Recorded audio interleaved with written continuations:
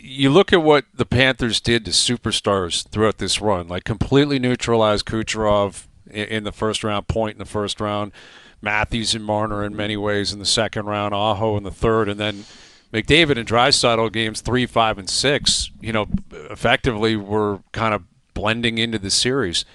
Like how impressive is that to watch it live and to know like what's going on with the secret sauce behind the scenes to prepare for it, but like beating McDavid and Draisaitl in back-to-back Cup finals, like how is that even possible?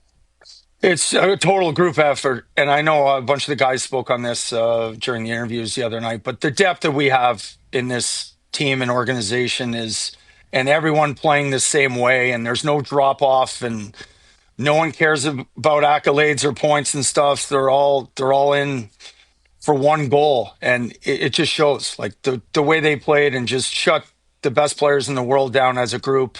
It was really, really special to watch. Caber, you're in that management group with Billy Zito.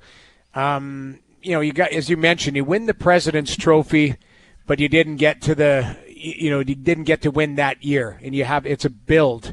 But Billy Zito's been a guy who's been not shy to be proactive and think outside the box and take big swings. I mean, do you feel like that's a recipe as well to not just safe as death type of thing? Like he's made some big trades that have been organizationally changing. And even you add at the deadline this year, you got to bring in a guy like Marchand, who was a difference maker. Do you feel like Billy's, found an aggressiveness to him that pays off? Yeah, like 100%. He deserves a ton of credit here. He showed some serious balls in some of the trades that he's made. Like the Tkachuk trade obviously started this whole thing, bringing him in. And then, we got frickin' Jonesy, we got Rhino, we got Marshy at the deadline. Like, some of those trades weren't easy to make. Like, you're getting rid of a lot of really good players or draft picks and stuff, and it takes some cojones to like put it out there and actually go through with it. We can talk all we want in the rooms about it, but you actually, he's the face of the franchise, and at the end of the day, it's his call, and he's put a lot of these pieces in place to make us successful. And as you've seen, the proof's in the pudding. Everyone's clicked and gelled together. And, I think Marshy was just the icing on the cake. I think everyone agrees, like, he fits the way we play. Like, it was like a seamless transition. I don't think there was any better fit in the history of the world than him coming to our club. And the way he embraced it and our guys embraced him, I think it just, it was spectacular.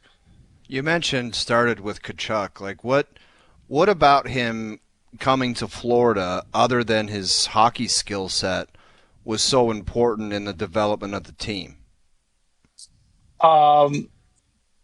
The biggest thing for me, like, as you know, there's a lot of different hockey players a little different nowadays and stuff. First thing Chucky did when he got down here was took the whole training and equipment staff out for a big dinner and night out.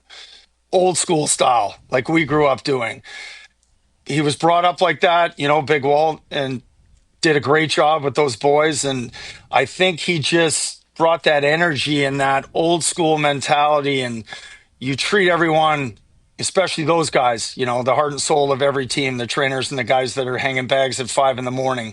I think it started with him just bringing that group together. And I think it took a little pressure off of Barkey. Barkey's a quiet guy, but he's shows up every night and leads by example. And I just think their personalities meshed well together, and the other group just jumped right on their backs and just kept going from there.